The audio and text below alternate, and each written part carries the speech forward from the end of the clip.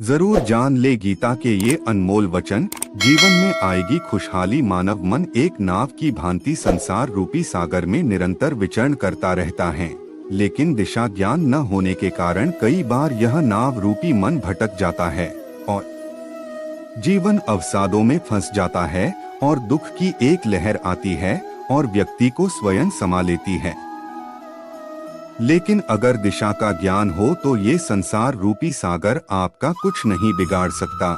नाव रूपी मन को बस में करके जीवन को सरलता से पार लगाया जा सकता है। लेकिन अब सवाल ये है कि दिशा का ज्ञान हो कैसे, जिससे मानव का मन भटकने के बजाय अपने उद्देश्य तक पहुंचने में सफल हो। तो इसका एकमात्र रास्ता है गीता। श्रीमद् भगवत गीता में भगवान श्री कृष्ण ने ऐसी उपाय दी है जो आपको भवसागर से पार करवाने के लिए सबसे उत्तम उपहार है। गीता में लिखे वाक्य खुद श्री कृष्ण के द्वारा कहे वाक्यों का समुच्चय है, जिसमें श्री कृष्ण ने मानव मन के सभी व्यवहार को समझाते हुए मन को कैसे चलाया जाए इसके बारे में कहा है। अर्जुन के माध्यम से कुरुक्षेत्र के रणभूमि में इस ज्ञान का जो यात्रा शुरू की वो युगों युगों के बीत जाने के बाद भी आज तक लगातार चलता आ रहा है। आज वो परम ज्ञान हमारे सामने गीता के ग्रंथों में है। गीता में लिखे दिव्य वचनों के माध्यम से मानव स्वयं को उस अवस्था में पा सकता जहां पर सिर्फ आनंद ही आनंद है।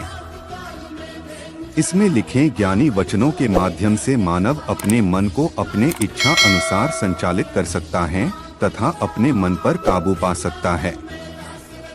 गीता में लिखे अनमोल ज्ञान एक। श्री कृष्ण कर्म से विमुख हुए अर्जुन को समझाते हुए कहते हैं, हे पार्थ, कर्म पर ही तुम्हारा अधिकार है, लेकिन कर्म के फलों में कभी नहीं। इसलिए कर्म को फल के लिए मत करो और न ही कर्म करने में तुम्हारी आसक्ति हो दो। श्री कृष्ण शरीर को बाहरी आवरण बताते हुए आत्मा के विषय में कहते हैं कि आत्मा को न शस्त्र काट सकते हैं, न पानी इसे भिगो सकता है और न ही हवा उसे सुखा सकती है। 3. क्रोध के विषय में श्री कृष्ण कहते हैं कि विषय वस्तुओं के बारे में सोचते रहने से मनुष्य को उनसे आसक्ति हो जाती है। इससे उनमें कामना यानी इच्छा पैदा होती है और कामनाओं में परेशानी आने से क्रोध की उत्पत्ति होती है। 4. भगवान कृष्ण श्रेष्ठ मनुष्य के बारे में कहते हैं कि जिससे किसी को कष्ट नहीं पहुंचता हो और जो अन्य किसी के द्वारा विचलित नहीं होता, जो सुख दुख में भय तथा चिंता में सामान्य रहता है, वह मनुष्य मुझे अत्यंत प्रिय है। 5.